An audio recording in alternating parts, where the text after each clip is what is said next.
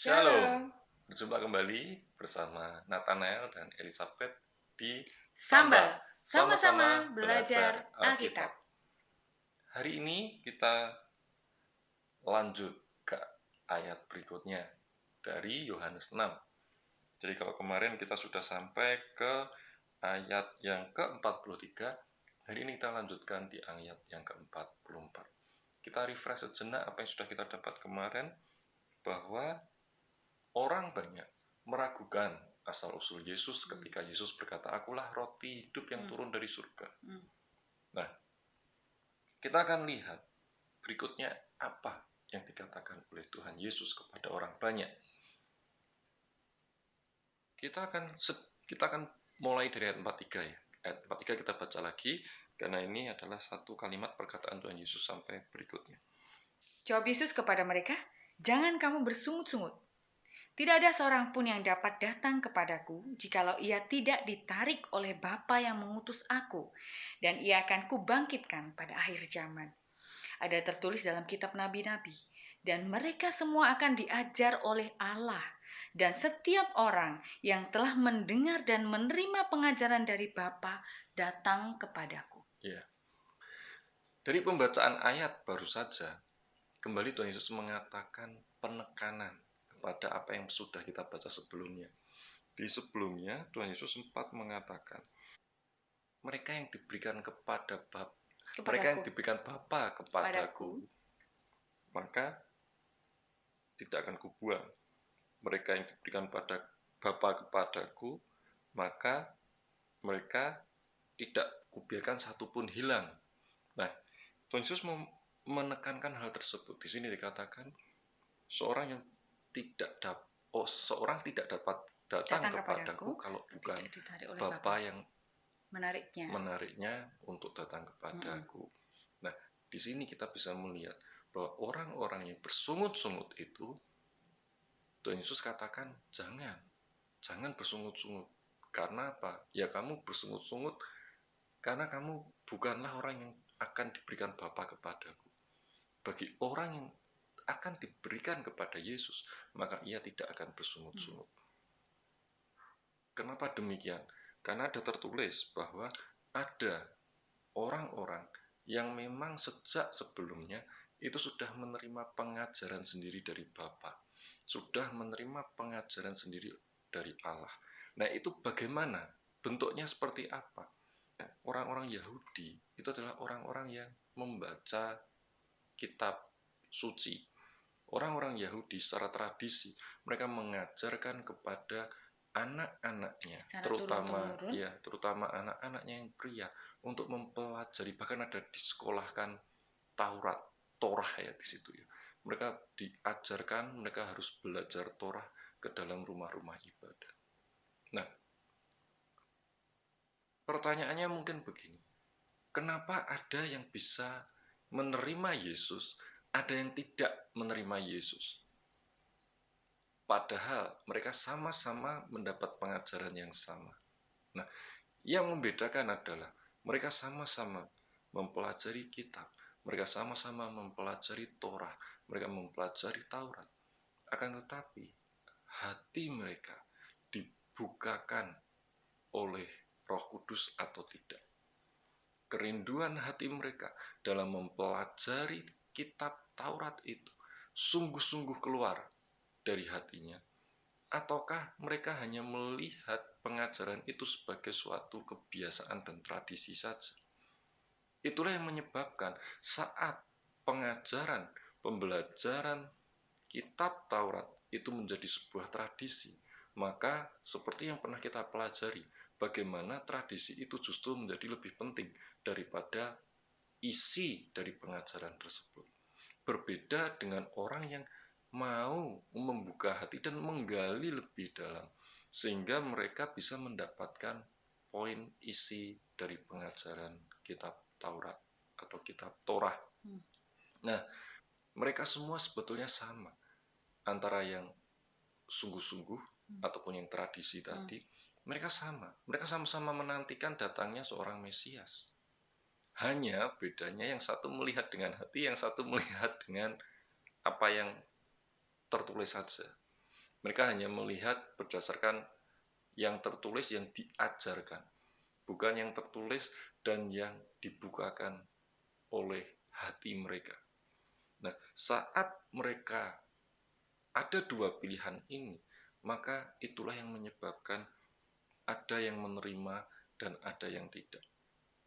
Berkaitan dengan yang kita pelajari kemarin bahwa ada yang mendengar, kemudian percaya, tetapi ada yang mendengar dan hilang begitu saja. Ya. Dan yang dimaksud dengan Allah Bapa mengajar sendiri, itulah yang terjadi bagi orang yang mau membuka hatinya. Bagi mereka yang membuka hati, maka Allah akan mengajar mereka melalui pengajar yang sama, akan tetapi karena hati mereka berbeda, maka mereka akan bisa mengerti, mendengar apa yang sebetulnya Allah Bapa mau. Mungkin saat ini ada orang-orang yang semasa hidupnya itu dalam pengajaran Tuhan. Mungkin Anda bukan orang Kristen, mungkin Anda dari ajaran yang lain. Akan tetapi Anda merasa bahwa ada orang-orang yang merasa bahwa ada sesuatu yang masih kurang. Mereka bisa melihat ada sesuatu yang harus mereka temukan, ada sesuatu yang memancing keingintahuan mereka lebih, sehingga mereka itu sudah melihat tapi masih samar gitu. Ada sesuatu yang belum bisa memenuhi keinginan hati, kebutuhan hati yang belum bisa memenuhi kebutuhan hatinya atas semua yang sudah ia terima dalam pengajaran itu. Seperti ketika orang merasakan haus dan lapar, sebelum dia merasa puas, sebelum dia merasa kenyang, dia sepertinya masih ingin mendapatkan lagi makanan, mendapatkan lagi minuman. Ya. Disitulah ada orang yang seperti dikatakan tadi, merasa belum puas, masih perlu jawaban atas sesuatu yang ia rasakan di dalam dirinya. Ada sesuatu di dalam yang dia merasa, aku perlu sesuatu yang belum bisa dijawab dengan semua yang aku pelajari. Itulah yang Tuhan nyatakan. Orang yang sudah diajar sendiri oleh Bapa, mereka akan merasakan hal-hal seperti ini. Dan kita melihat di sini bahwa jawabannya adalah Yesus. Saat mereka yang sudah diajarkan oleh Bapa secara langsung ke dalam hatinya, maka mereka hanya dapat dipuaskan saat mereka berjumpa dengan Yesus. Nah, bagaimana caranya untuk berjumpa dengan Yesus? Bukalah hati, minta Yesus untuk datang ke dalam hati kita. Maka Yesus akan menyatakan dirinya, dan mulai saat itu semua keingintahuan, semua pertanyaan, semua keraguan, semua perasaan belum puas dan belum full itu akan dipuaskan melalui perjumpaan pribadi dengan Yesus. Rasakan bedanya, rasakan bagaimana Yesus menjamah hati saudara dan kemudian tinggal di dalam hati saudara bersama-sama dengan saudara mulai saat itu, mulai saat ini sampai selama-lamanya. Bagaimana supaya kita bisa berada di dalam jangkauan? Bagaimana supaya kita berada di dalam jarak untuk terjamah? Kuncinya adalah mendekat. Ketika kita terlalu jauh dan kita semakin menjauh, mungkin kita semakin tidak dalam jangkauan. Tetapi ketika kita mau mendekat, tentu mudah untuk meraih. Sama. Supaya kita bisa terjangkau, datanglah mendekat.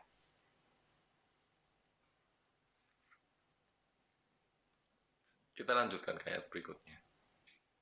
Hal itu tidak berarti bahwa ada orang yang telah melihat Bapa. Hanya Dia yang datang dari Allah, Dialah yang telah melihat Bapa.